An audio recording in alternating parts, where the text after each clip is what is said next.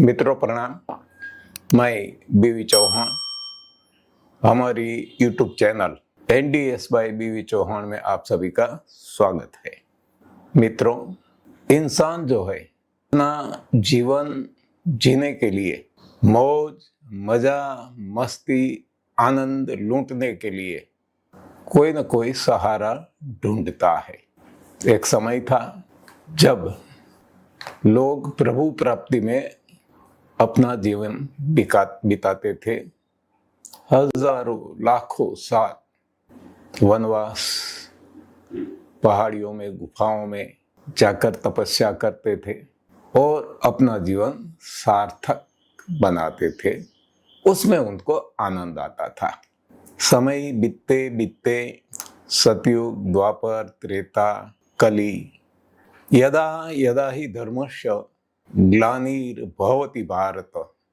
ग्लानि हर किसी में आती है, चाहे धर्म हो चाहे कोई भी हो, क्योंकि हर कोई पदार्थ नाशवंत है। तो डिकेइंग प्रोसेस जिसको कहते हैं, ये हर किसी में है। जैसे कि आप देखेंगे हमारे घर में अनाज है, गेहूं, बाजरी, मकाई, ऐसे बहुत सारे कोई। और अनाज ही नहीं, ड्राई फ्रूट ले लो, कोई भी, इसका जब समय खत्म हो जाता है, जीवन खत्म हो जाता है, तब इसमें अपने आप बिना कुछ किए कितना भी देखभाल रखे कीड़े पड़ते हैं और वो नष्ट हो जाते हैं। This is the decaying process. हमारा मोबाइल की बैटरी हो, व्हीकल की बैटरी हो, कोई भी बैटरी को हम फुल्ली चार्ज कर लेते हैं, ये भी धीरे धीरे धीरे डिके होती है। उपयोग करेंगे तो उपयोग के हिसाब से, और नहीं करेंगे तो भी धीरे धीरे इसमें डिकेइंग प्रोसेस रहेगी। तो ये सामाजिक मूल्य है, इसमें भी डिकेइंग प्रोसेस होती है, या तो इसको कहो कि परिवर्तनशील जगत। एक समय एक बात जो सच मानी जाती है, वो कुछ समय के बाद झूठ मानी जाती है। दवाइयों में भी ऐसा है, हर कोई जगह रीति रिवाजों में ऐसा है। तो ऐसा हमारे धार्मिक उत्सव जो है, इसमें भी यही नियम लागू होता है। अभी भी गणपति महोत्सव चल रहा है, गणपति चतुर्थी, चौथ अभी अभी गई। हर कोई इसमें लड्डू बनाते हैं। ज्यादातर लड्डू गेहूं, गुड़ या चीनी और घी से बनाते हैं। तो कहीं कहीं चने के आटा से भी बूंदी के लड्डू भी बनाते हैं। तो ये एक आज की वर्तमान विचारधारा है और यूनिवर्सली फॉलो की जाती है। इसीलिए इसको सही मानकर लोग अपनाते हैं। लेकिन मेरे हिसाब से ये हजारों साल में आया होता परिवर्तन है। शायद गणपति जी ने कभी भी लड्डू खाया भी नहीं होगा, अरे ऐसे लड्डू देखे भी नहीं होंगे, सोचे भी नहीं होंगे।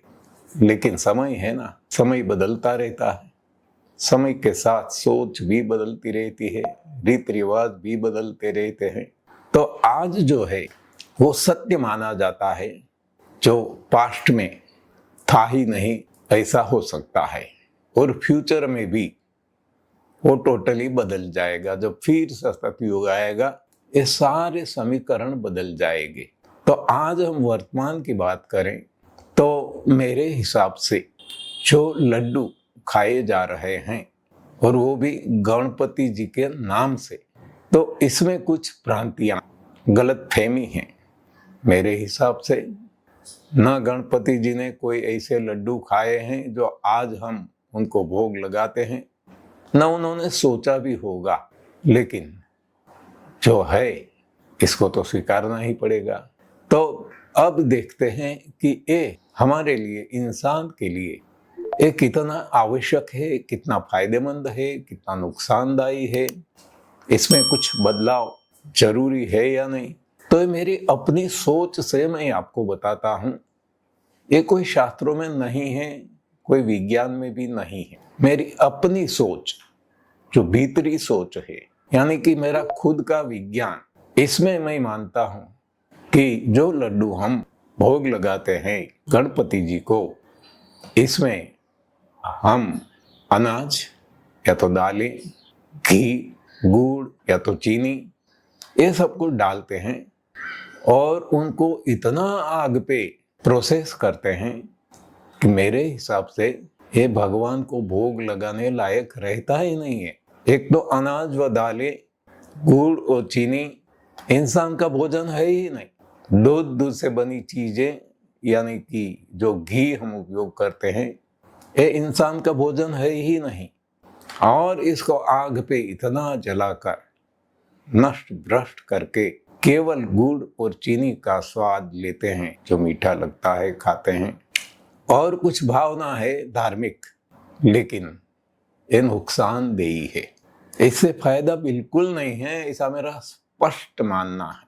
बाकी तो अपनी अपनी मर्जी, जिसको जो भी सोचना है सोच सकते हैं। तो इंसान का जो भोजन है, वो जो भगवान ने दिया हुआ प्राकृतिक आहार है, जो मैंने बुक लिखी है प्राकृतिक अपक्व आहार से निरोगी जीवन, की जो हमारे आज के रीति रिवाज है, धार्मिक हो या और कोई लग्न प्रसंग, कोई सभी जगह ऐसा ही भोजन हम खाते हैं। और यही तो कारण है कि आज रोग इतने बड़े हुए हैं, इतने बड़े हुए हैं, और बढ़ते ही जाते हैं, बढ़ते ही जाते हैं। तो हमें फिर से सोचने की जरूरत है। मुझे लगता है आप अवश्य सोचेंगे, समझेंगे, और जो आपको सही लगे हमारे खुद के लिए ये खुद अपनाएंगे। और हमारे अगली पीढ़ी जो आज बहुत रोगों से ग्रस्त है, परेशान है, हार्ट अटैक आ रहे हैं, टाइप 1 डायबिटीज से ग्रसित है, बड़ी आंतों के रोग है, बहुत कुछ, तो उनको भी आप विरासत में सही शिक्षा देंगे। धन्यवाद, आभार, प्रणाम।